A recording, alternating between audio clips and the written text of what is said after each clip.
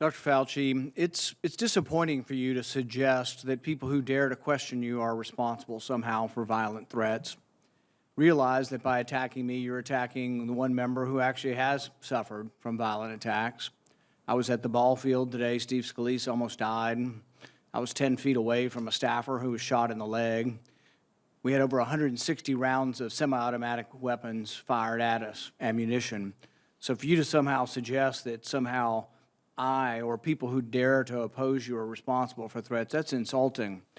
The person who shot at us and almost killed Steve Scalise was a rabid supporter of Bernie Sanders. But the one thing you'll find if you look at the record is that not one of us accused Bernie Sanders of being responsible for that. So this is the kind of ignorant sort of personal attacks that you've engaged in. You engaged in these attacks with fellow scientists. Not only was it 3 scientists from Harvard, Oxford, and Stanford that you chose to malign, 50,000 scientists and medical doctors signed this petition. And what they wanted was something that most Americans think is pretty reasonable. It's a different kind of approach. Instead of saying that everyone is the same and everyone should get the same treatment and everybody ought to just get vaccinated, what it did is it said that the death rate for this disease is extraordinary in the risk being different according to ages. So if you look at an 80-year-old, it's at least 1,000 times greater death rate than it is for a 10-year-old. So wouldn't we want to say that, well, we're going to assess the risks of each individual and have the treatment according to that, or would we just simply say everyone should be vaccinated? The death rate for kids under 18 is about 1 in a million, a little bit less than the chance of being struck by lightning. We don't yet know fully whether or not kids who have already had COVID might be at risk for some of the side effects of the vaccine. Still needs to be explored. But for a kid under 18 who's already had COVID, see, it's death rate of about 1 in a million, even if you haven't had a disease, even if you haven't had COVID, it's about 1 in a million. It's extraordinarily uncommon for a child to die. If you've already had the disease, it's probably a great deal less than that. Many Americans wonder why you've steadfastly refused and worked with others to try to hide any kind of knowledge of natural immunity and how it would affect our decision-making.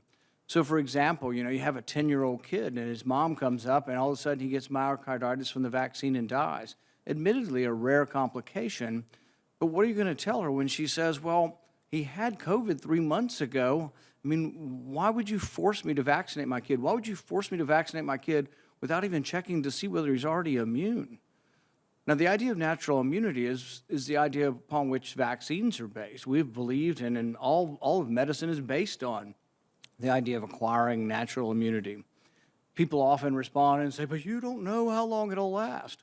Well, we don't know how long vaccines will last either, and that doesn't make us anti-vaccine. We do know that the vaccines are waning very quickly in potency. We do know that the vaccine against Omicron really isn't preventing transmission. You've noticed that the debate has shifted, and the debate is now talking about trying to prevent hospitalizations and death. And I agree with those statistics. I think it's a good idea if you're at risk to be vaccinated. I've always been pro-vaccine. I'm just simply against authoritarianism and against mandates. Right. The anger that's developed with you, Dr. Fauci, is that you don't want to give us advice. You want to tell us what to do. You think you are the science, and that anybody responds to you, how dare you? How dare you criticize science? As if you somehow are science. That kind of arrogance, that hubris is really, that's where the anger is coming towards you. If you were one doctor among hundreds of doctors in the government who gave advice, I don't think anybody, people might object to your advice, but there wouldn't be such a degree of anger. But you are so certain that you're right that you're not willing to hear anyone else. 3 epidemiologists, of which you are not even an epidemiologist, but 3 epidemiologists prominent in their field, Oxford, Stanford, and Harvard. You maligned them.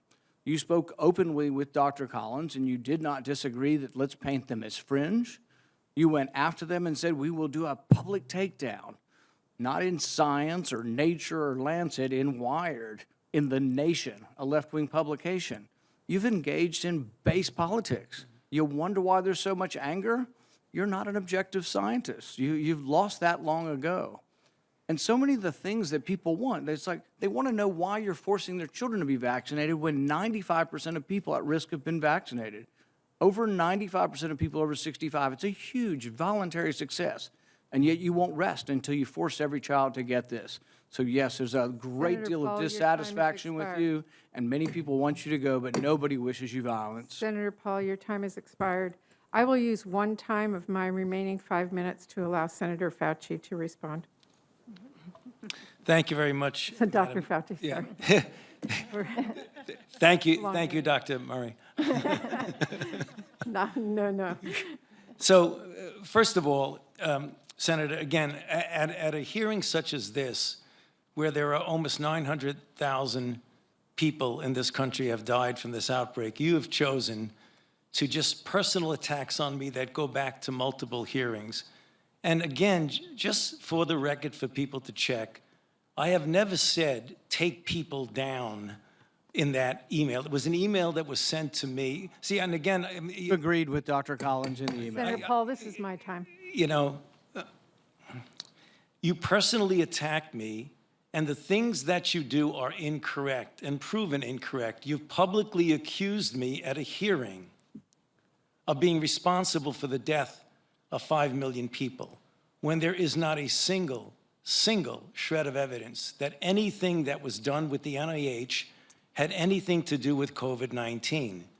You talk about things like gain of function. Dr. Fauci, I'm going to let you respond continually, but I think you have responded, and I appreciate Okay, your I appreciate the response very time. Thank you very much, Madam Chair, but I just want to say, I'm actually stunned by the amount of misinformation. The only thing I have ever done, and this will take 20 seconds, if you look at the things I've said, they've been to support the recommendations of the CDC, of their advisory committees, and of the FDA. I've told people that it's important to get vaccinated, to get boosted, to wear a mask, and to be prudent. That's the only thing I've said. I haven't dictated anything that's only a monolith with me. It's always public health practices, and anybody goes back over any record Dr. of Fauci, me, they know that. Thank you, and I will retain the balance of my time. Thank you very much.